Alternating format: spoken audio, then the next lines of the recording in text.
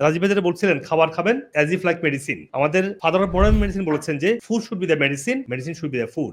এটা তো আপনি একমাত্র না, আপনি সব কিছু করবেন, কফি নেমা, আপনার ফাস্টিং, আর্থিং। আর্থিং মানে কি?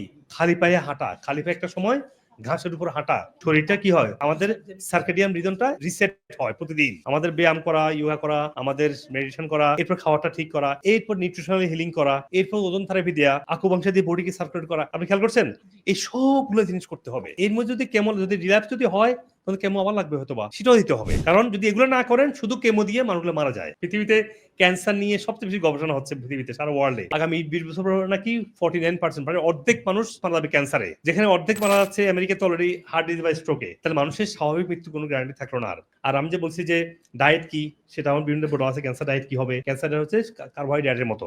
ক্যান্সার ডায়েট হচ্ছে less protein, less animal protein. Cancer diet হচ্ছে ডাল জাতীয় খাবারগুলো খেতে পারে না, এগুলো ক্যাসিন আছে। তাহলে কি হয় ক্যান্সার ডায়েটটা কি? ক্যান্সার ডায়েট হচ্ছে যে প্ল্যান্ট বেস, রান্না করা সবজি, সালাদ এবং ভেজিটেবল জুস এবং ফিশ খেতে পারে, সাগরের মাছ, আর হতে পারে কিনোয়া, বাকুইট। এগুলো হচ্ছে পুষ্টিকর, এগুলো হচ্ছে পুষ্টিকর, এগুলোর মধ্যে প্রচুর ফাইবার, গ্রেইন আছে।